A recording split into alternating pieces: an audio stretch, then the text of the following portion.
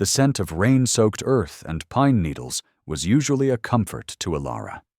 It was the smell of her childhood, of late summer evenings spent chasing fireflies with her father, of crisp autumn walks through the whispering woods behind their cabin. But tonight, the familiar aroma was thick with a suffocating dread, clinging to her like the damp chill that had settled into her bones. She huddled deeper into the threadbare quilt, the rough wool scratching against her skin, a stark contrast to the silken softness she'd once known. Outside, the wind howled a mournful dirge, rattling the loose panes of the cabin windows. Each gust seemed to whisper his name, a phantom echo that tore at the raw wound in her heart. Liam. Liam. Liam. He was gone. Vanished.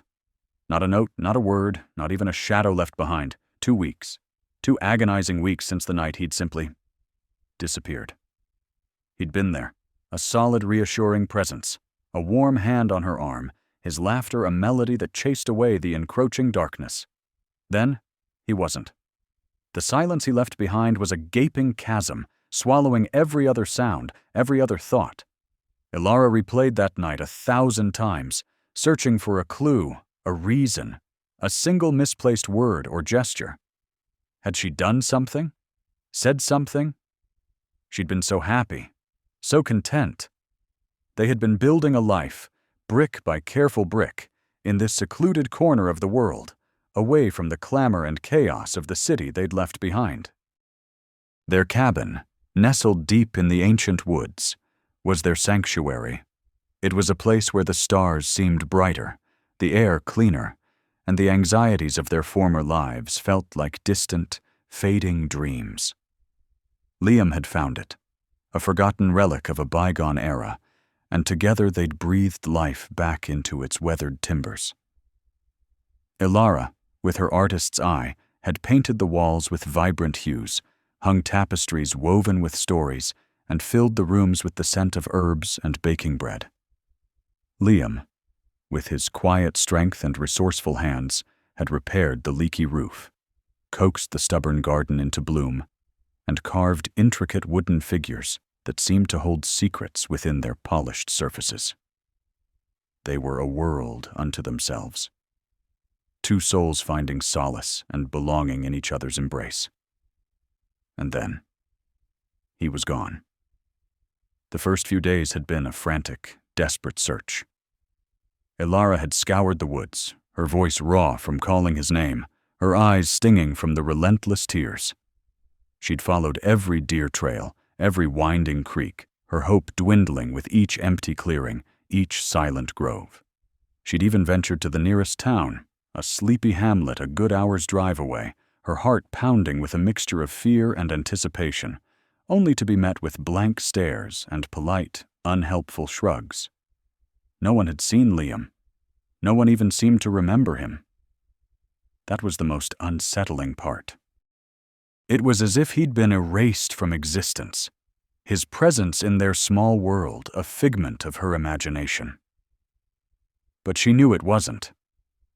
She had the worn, leather-bound book of poetry he'd been reading, the half-finished carving on his workbench, the faint imprint of his head on her pillow. These were the tangible remnants of a love that had felt as solid as the ancient oaks surrounding them. Now, as the storm raged, a new wave of despair washed over her. It wasn't just the loneliness, the gnawing ache of abandonment. It was the fear. Liam had always been her protector, her anchor. He was the one who faced down the growling stray dog that wandered too close to their property, the one who calmly reassured her when the thunder cracked too close, the one who held her tight when nightmares plagued her sleep. Without him, Elara felt utterly exposed, vulnerable to the unseen threats that lurked in the encroaching darkness. She pulled the quilt tighter, her gaze fixed on the rain-streaked window. The trees outside writhed like tormented spirits, their branches clawing at the sky. Every creak of the cabin, every rustle of leaves seemed to morph into the sound of footsteps, of something approaching. Her heart hammered against her ribs, a frantic bird trapped in a cage. Who was Liam, really?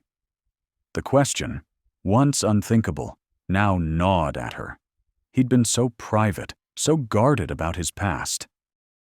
He'd spoken of a difficult childhood, of a life he'd left behind, but the details were always vague, shrouded in a mist of carefully chosen words. She had accepted it, loved him for the man he was now, for the gentle soul who had chosen her, who had built this quiet life with her. But had she been blind? Had she missed something crucial?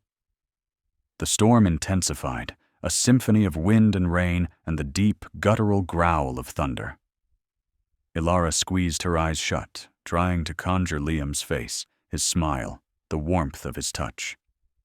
But all she saw was the empty space where he used to be. The silence of his absence was a deafening roar, a testament to a betrayal she couldn't comprehend.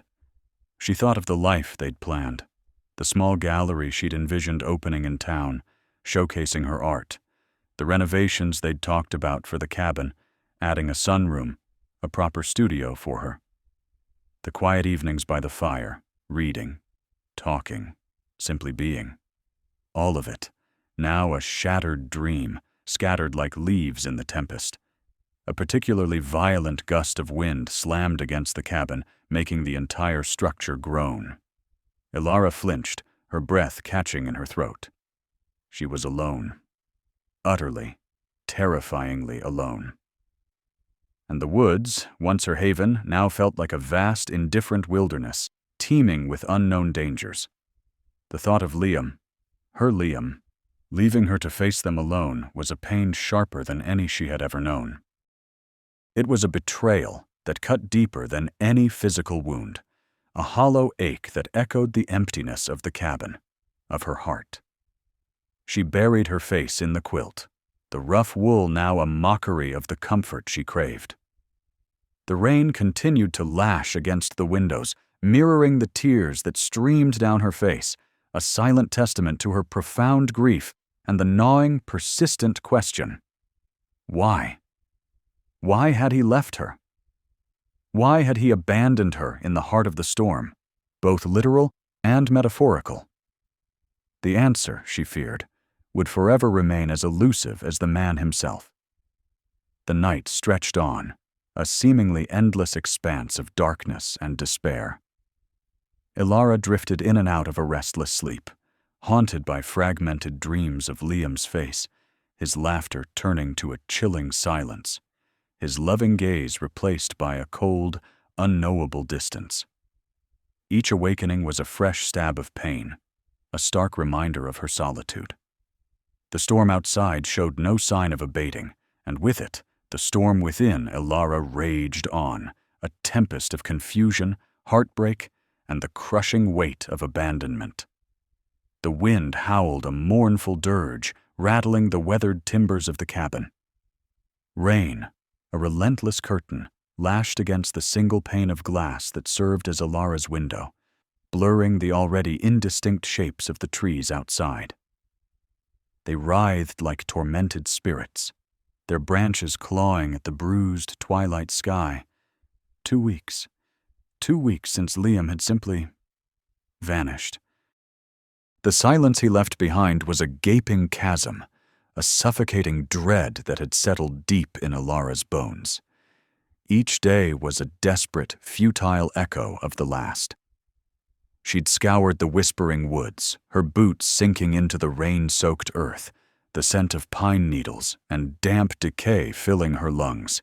She'd walked until her legs ached, until the gnawing hunger was a dull roar in her stomach, calling his name until her voice was raw, swallowed by the indifferent roar of the storm. She'd driven the hour to the sleepy hamlet, her heart a frantic bird trapped in a cage, her eyes scanning every face, every shadow. But it was as if Liam had never existed. The shopkeeper, the postmistress, the gruff man who ran the general store, they'd looked at her with blank, uncomprehending stares when she'd spoken his name, their memories as empty as the woods were now. No one remembered Liam. It was an impossible, terrifying void, a mockery of the life they had built. She'd clung to the cabin, their sanctuary, their haven. They'd found it together, a forgotten relic nestled deep within the untamed wilderness, and poured their hearts and souls into its restoration. Liam, with his quiet competence and surprising strength, had made the rough-hewn timbers gleam, the hearth roar with comforting warmth. Ilara, with her artist's eye, had filled it with vibrant hues and soft fabrics, transforming it into a home, a testament to their shared future. Now it was a cage of memories, each object a sharp reminder of his absence. The worn wool blanket on the armchair, still bearing the faint scent of his pipe tobacco. The chipped mug by the sink, the one he always used for his morning coffee. The half-finished carving of a wren on his workbench, its delicate wings frozen in mid-flight, a poignant symbol of his abrupt departure. A particularly violent gust of wind slammed against the cabin, making the whole structure shudder. Ilara flinched, her breath catching in her throat. She hugged herself, the rough wool of her own sweater scratching against her skin, a stark contrast to the silken softness of the scarf Liam had given her on their first anniversary. That scarf, a deep amethyst hue, was now tucked away in a drawer, too painful to look at, too precious to discard. Her mind, a relentless tormentor, replayed every moment, searching for a clue, a hidden meaning, a sign she'd missed. Liam had always been private, his past shrouded in a deliberate vagueness. He'd spoken of a difficult childhood, of needing to escape, but never of specifics. She'd accepted it, trusting him implicitly, her love a shield against her own lingering insecurities. Now that trust felt like a naive folly, a gaping wound. Had he been running from something? Was his disappearance a consequence of that hidden past? The thought was a cold dread, a chilling whisper that slithered through the storm's roar. She'd spent hours poring over his few belongings. A worn leather journal, its pages filled with cryptic entries, more sketches of flora and fauna than personal reflections. A small, tarnished silver locket, empty. No letters, no photographs, nothing that offered a tangible link to the man he claimed to be, or the man he might have been. Each discovery only deepened the mystery, widening the chasm between the Liam she thought she knew and the stranger who had left her behind. The storm raged on, an external manifestation of the tempest within Ilara. She paced the small cabin, her movements restless, her gaze fixed on the door as if expecting him to burst through, dripping and apologetic, with some simple, plausible explanation. But the door remained shut, a silent sentinel guarding her isolation.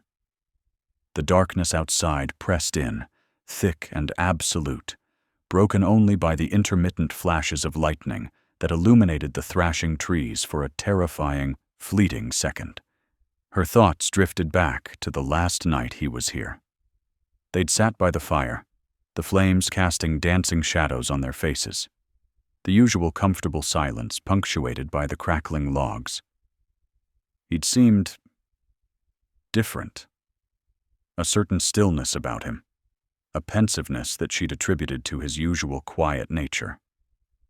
He'd looked at her, his eyes usually so warm and full of a quiet intensity, seemed to hold a depth of unspoken emotion, a flicker of something she couldn't quite decipher. He'd reached for her hand, his grip firm, almost possessive. "Ilara," he'd said, his voice a low rumble. I need you to be strong, no matter what happens." She'd dismissed it then, a fleeting worry, a romantic notion born from their secluded life. Now it echoed with a chilling premonition. She walked over to the workbench, her fingers tracing the unfinished wren. The detail was exquisite, each feather meticulously carved. He'd been so absorbed in his work, so at peace. Had he known even then? known that he was about to shatter her world? The thought was a fresh stab of pain, a cruel twist of the knife. Suddenly, a sharp, distinct sound cut through the storm's din, a branch snapping. Not the random crack of the wind, but something deliberate. Closer. Ilara froze, her heart leaping into her throat. Her eyes darted to the window, then to the door. Her breath hitched. Was it the wind? An animal? Or... She strained her ears, her senses heightened by a primal fear. The storm was a deafening symphony of wind and rain, but beneath it, she thought she heard it again. A faint scuffing sound, like boots on wet earth, just outside the cabin. It was too distinct, too close to be the storm. Her mind, a battlefield of grief and fear, grappled with the sound. Had Liam returned? The thought, wild and improbable, sent a tremor of hope through her, quickly followed by a wave of apprehension. If he had returned, why the stealth? Why the silence? And if it wasn't Liam, who or what was out there, lurking in the darkness? She backed away from the window, her gaze fixed on the solid oak door. Her hands trembled as she reached for the heavy iron poker resting by the hearth. It felt cold and solid in her grasp, a meager defense against the unseen threat. The silence that followed the scuffing sound was more unnerving than the sound itself, a pregnant pause that stretched her nerves to their breaking point. Then, a soft, almost imperceptible rap at the door. It wasn't the frantic pounding of someone seeking shelter from the storm. It was hesitant, deliberate. A signal? A warning? Ilara's mind raced through 1,000 terrifying scenarios. Kidnappers? Thieves? Or something far more sinister connected to Liam's mysterious past? Another rap, slightly firmer this time. Her knuckles were white as she gripped the poker, her heart hammered against her ribs, a frantic drumbeat against the storm's fury. She had to know. She couldn't endure this agonizing uncertainty, this gnawing dread of the unknown. But the thought of opening that door, of facing whatever lay beyond, was almost paralyzing. The storm outside seemed to intensify, as if mirroring the turmoil within her. The wind shrieked, and a flash of lightning illuminated the cabin, casting long, grotesque shadows that danced like malevolent spirits. Ilara squeezed her eyes shut for a brief moment, gathering her resolve. She thought of Liam, of his quiet strength, his reassurances. "I need you to be strong."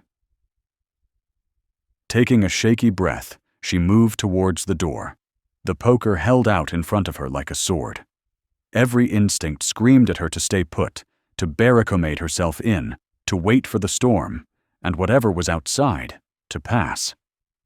But a deeper, more insistent voice, the voice of a woman betrayed and abandoned, demanded answers. She had to face it.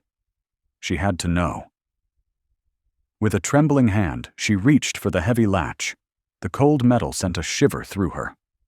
She hesitated, her breath catching in her throat. Then, with a surge of adrenaline, she lifted the latch. The door creaked open, revealing not the gaping maw of darkness she expected, but a figure silhouetted against the storm-lashed landscape. It was a man, his face obscured by the shadow of a wide-brimmed hat and the driving rain. He was tall, broad-shouldered, and for a terrifying, heart-stopping moment, Ilara's breath hitched. He looked impossibly familiar. But it wasn't Liam. The build was different, the posture wrong. The figure stepped closer, and as he did, the dim light filtering from the cabin cast his features into sharper relief. And Ilara's blood ran cold. It was a man she vaguely recognized from the sleepy hamlet, the one who ran the general store. His face, usually etched with a perpetual frown, now held an expression of grim urgency. "Miss Ilara?" His voice was rough, barely audible above the wind.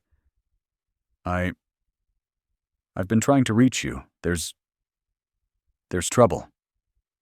Trouble. The word hung in the air, heavy with unspoken menace. Ilara's grip on the poker tightened. Trouble was already here, she thought, not just outside the door, but lurking in the very foundations of her life. The man from the general store, his face a roadmap of worry etched deeper by the flickering lamplight in Ilara's cabin, clutched a worn sack.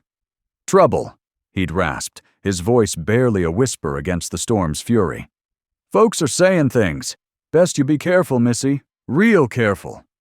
He'd then melted back into the churning darkness, leaving Ilara with a fresh stab of fear, sharper and more chilling than the wind that gnawed at the cabin's weathered timbers. Trouble. The word echoed in the cavernous silence that Liam's absence had carved into her life. But what kind of trouble? And how could it possibly find her here, in this forgotten corner of the world, so far from the life they'd deliberately shed? Liam, her Liam, who had always been her sanctuary, her quiet strength, her shield against the world, he was gone, and now the world, or some malevolent facet of it, was coming for her. Her heart hammered against her ribs, a frantic bird trapped in a cage. The storm outside seemed to mirror the tempest within Ilara. Rain lashed against the windows, each drop a tiny accusation. Thunder rumbled, a low, guttural growl that vibrated through the floorboards, through her very bones. She hugged herself, the rough wool of her shawl scratching against her skin. A stark contrast to the silken softness she'd come to associate with Liam's quiet presence. She scanned the cabin, her eyes darting from the sturdy oak door to the darkened corners, where shadows writhed like tormented spirits.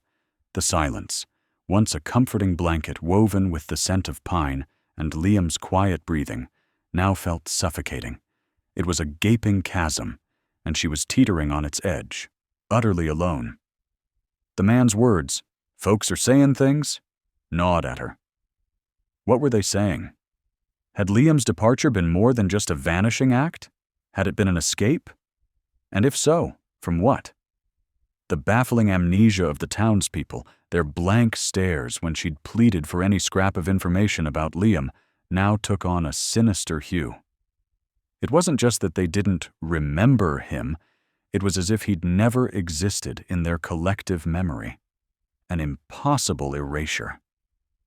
She moved to the window, pressing her forehead against the cold glass, distorting the view of the thrashing trees. Their branches clawed at the sky, a desperate, futile gesture. Was this the trouble the man had spoken of? Some dark secret Liam had carried? A secret that now threatened to engulf her? The thought was a betrayal, a sharp, agonizing shard piercing the already raw wound of his absence. He had promised her peace, a life free from the shadows. Had that promise been a lie? Her gaze fell on the rough-hewn table where they'd shared meals, where Liam had sketched their future with charcoal on scrap paper. Now, only a chipped mug and a scattering of pine needles remained. A faint, almost imperceptible scent. Something earthy and wild clung to the air. It was the scent of the woods. Yes, but also something else. A hint of something Liam used to carry on his worn leather satchel. A scent she hadn't consciously registered until this moment. A scent that now sent a shiver of recognition down her spine. She remembered Liam's quiet efficiency, the way he'd always seemed to anticipate her needs, to smooth away her worries before they even fully formed. He'd built this cabin with his own hands, transforming a forgotten patch of wilderness into their haven. He'd taught her the language of the forest, pointing out birds by their songs, identifying edible berries, explaining the subtle shifts in the wind. He was her anchor, her protector. And now he was gone, leaving her adrift in a storm, both literal and metaphorical. The knock had been hesitant, almost apologetic, but the man's warning had been stark. Trouble. It wasn't a possibility. It was a certainty. She looked at the door again, her breath catching in her throat. Who was out there? Was it the trouble the man had warned her about? Or was it Liam, returned to protect her from it? The latter seemed a cruel, impossible hope. She forced herself to move, her legs stiff and shaky. She needed to know. She needed to understand. The gnawing ache of uncertainty was a constant companion, but this new dread, this palpable threat, was something else entirely. She walked towards the door, her hand hovering over the rough, cold metal of the latch. Every instinct screamed at her to hide, to cower, to barricade herself within the fragile walls of the cabin. But a flicker of Liam's courage, a spark of the resilience he'd always championed in her, ignited within. She took a deep, shuddering breath, the damp chill of the cabin air filling her lungs. She thought of Liam's strong hands, his steady gaze, the way he'd looked at her as if she were the only thing in the world that mattered. If he were here, he would face whatever came. She had to try.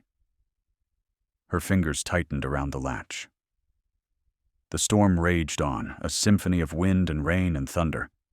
But within the cabin, a different kind of storm was about to break. She pulled the door open, bracing herself against the onslaught of wind and rain. The figures standing on her porch were cloaked and shadowed, their faces obscured by the driving rain and the deep hoods of their garments. They were not the familiar faces of the general store owner or the few scattered farmers she'd encountered. These were strangers, their presence an unwelcome intrusion into the sanctuary Liam had created. There were 3 of them, standing unnervingly still against the gale, their dark forms a stark contrast to the riot of nature around them. "Elara?" A voice, deep and resonant, cut through the roar of the storm. It was a voice that held an unnerving authority, a voice that didn't belong in this quiet wilderness. Elara's grip on the door tightened, her knuckles white. "Who are you?" she managed to ask, her voice trembling. One of the figures stepped forward, their movements economical and deliberate. The rain plastered their dark cloak to their form, revealing a lean, powerful build. As they moved closer, the lamplight from inside the cabin caught a glint of something metallic on their belt. A knife? A tool? It was impossible to tell. "We're here about Liam," the voice said, and the words landed like a blow. Liam. They knew Liam. Elara's breath hitched. "Liam is gone," she said, her voice barely audible. "He's been gone for 2 weeks." A low chuckle, devoid of humor, emanated from the figures. "Gone, yes, but not forgotten, and certainly not without consequence." The implication hung heavy in the air, a tangible threat. The man from the store had been right. Trouble had found her. But these were not the vague whispers of concerned villagers. This was something more organized, more deliberate. "What do you want?" Elara demanded, trying to inject a firmness she didn't feel into her voice. She scanned their faces, searching for any clue, any hint of recognition, but found only shadows and determination. The lead figure took another step closer, his gaze seeming to pierce through the gloom. "We want what he took. And we believe you know where it is." Elara's mind reeled. What had Liam taken? He had arrived at this cabin with little more than the clothes on his back and a quiet determination to build a new life. He had spoken of a past he wanted to leave behind, a past he'd never fully elaborated on, but never of theft, never of anything that would draw this kind of attention. "I don't know what you're talking about," she said, her voice rising with desperation. "Liam took nothing. He just disappeared." The second figure, who had remained silent until now, spoke up. Their voice was higher, sharper, laced with impatience. "Don't play games with us, woman. We know he came here. We know he settled here. And we know he didn't arrive empty-handed.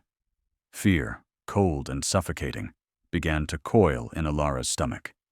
"He never spoke of anything like that," she insisted, her voice cracking. He was a good man." The lead figure stepped even closer, his face now partially visible in the lamplight. His features were sharp, his eyes a piercing blue that seemed to hold no warmth. He looked like a predator, assessing its prey. "Good men don't vanish without a trace, leaving behind certain items, and they certainly don't leave those items with those they claim to care for." The last sentence was delivered with a chilling emphasis. They believed she was complicit. They believed she was hiding something for Liam. The irony was a bitter pill to swallow. She, who had been consumed by the thought that he had abandoned her, was now being accused of harboring his secrets. "I don't know anything," Alara repeated, her voice a raw whisper. "Please, you have to leave." The lead figure let out a slow breath. "We can't do that, Alara. Not until we have what we came for." He gestured subtly, and the other two figures fanned out, their movements fluid and predatory. They were not here to ask questions.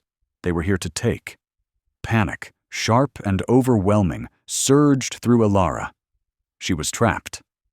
The cabin, once her sanctuary, now felt like a cage. The storm outside, which had seemed so terrifying before, now felt like a welcome distraction, a chaotic force that might, just might, offer cover.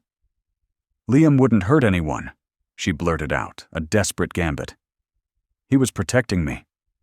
The lead figure's lips curled into a humorless smile. "Protecting you? Or using you?" He took another step, his hand reaching out, not towards her, but towards the door, as if to force it wider. "We're coming in now, and you'd be wise to cooperate." Alara's mind raced. Liam's protection. He had always been protective, but she had interpreted it as a desire for their secluded life, a desire to shield her from the harshness of the world. Could it have been something more? A conscious effort to keep her safe from this? From these men? She remembered Liam's quiet intensity when he spoke of their future, a future he'd painted with vibrant hues of peace and security. He'd always been so careful, so deliberate. He'd chosen this remote cabin, this forgotten corner of the woods, with meticulous precision. Had it been to escape them? Her gaze fell on the sturdy oak table again. Liam had spent hours there, meticulously organizing papers, sketching diagrams. He'd always kept a small, locked wooden box on the table, its contents a mystery to her. He'd never let her touch it, always claiming it held old memories he wasn't ready to share. Now the pieces began to click into place, forming a terrifying yet strangely cohesive picture. What if Liam hadn't abandoned her? What if he had left to protect her from these very men? What if his disappearance was a calculated move, a desperate attempt to draw them away from her, to buy her time? And the item they sought. Was it in that locked box? The lead figure was now at the threshold, his silhouette framed against the furious storm. "Last chance, Alara. Where is it?" Ilara's heart pounded, but a new resolve began to harden within her. If Liam had left to protect her, then she would not betray him. She would not surrender whatever he had entrusted her with, even if she didn't fully understand it. She took a step back, her eyes locked on the intruders. "Get out," she said, her voice surprisingly steady, imbued with a strength she hadn't known she possessed. "You won't find anything here." The lead figure's jaw tightened. "We'll see about that." He made a move to enter, but Alara reacted instinctively. She slammed the heavy oak door shut, the sound echoing like a gunshot against the storm's roar. She fumbled with the heavy iron bolt, sliding it home with a resounding clunk. She leaned against the door, her breath coming in ragged gasps. They were outside. They knew she was here. They believed she held what they were looking for. But Liam had been protecting her. He had left her here. alone, but not defenseless. He had left her with a purpose, even if she was only just beginning to understand it. She turned, her gaze falling on the locked wooden box on the table. It was time to unlock Liam's secrets, and in doing so, perhaps unlock her own strength. The storm outside was a wild, untamed force, but within the cabin, a different kind of storm was gathering. And Alara, no longer just a heartbroken woman consumed by abandonment, was about to face it head-on. Liam had protected her by leaving. Now, it was her turn to protect his legacy. The rough wool of the blanket scratched at Alara's skin, a stark contrast to the silken softness she'd grown accustomed to, a softness that now felt like a distant memory. The wind howled a mournful dirge against the cabin walls, each gust a phantom hand trying to pry open the secrets Liam had left behind. The storm within Alara raged on, a tempest of fear and confusion, but now a nascent resolve began to take root. Liam hadn't abandoned her, he'd protected her. The thought, a fragile ember, glowed against the suffocating dread, the cloaked figures, their guttural demands. Where is he? What did he take? They believed she was hiding something, and Liam, in his own enigmatic way, had ensured she would. The locked wooden box on the table, its dark, weathered timbers whispering of secrets, was now the focal point of her world. It was Liam's final testament, the key to understanding the danger that had swallowed him whole and the reason he'd been forced to disappear. Her heart hammered against her ribs, a frantic bird trapped in a cage. The storm outside seemed to mirror the chaos in her mind. Thunder rumbled, a low, menacing growl that vibrated through the floorboards, through her very bones. Rain lashed against the glass panes, blurring the already indistinct shapes of the trees that writhed like tormented spirits in the downpour. The scent of pine and damp earth, once a comforting balm, now carried an unsettling edge, a reminder of the untamed wilderness that surrounded them, a wilderness that could so easily conceal threats. Alara's gaze fixed on the box again. It was simple, yet intricately carved with swirling patterns that seemed to flow like water. Liam had spent hours on it, his brow furrowed in concentration, his hands, usually so sure and steady, moving with a delicate precision. She'd asked him what it was, what he was creating, but he'd only offered a cryptic smile and a brush of his fingers against her cheek. "A promise, Alara," he'd murmured, "a promise of things to come." Now the promise felt like a burden, a dangerous inheritance. What was inside? An item. They'd said an item. What could Liam, a man who found beauty in the curve of a fallen leaf and solace in the silence of the woods, possibly possess that would draw such menace? He'd been so careful, so deliberate in their secluded life. He'd built this cabin with his own hands, weaving their lives together like the intricate patterns on that box. He'd shielded her from a world that she herself had been eager to leave behind, a world that now seemed to be clawing its way back to them.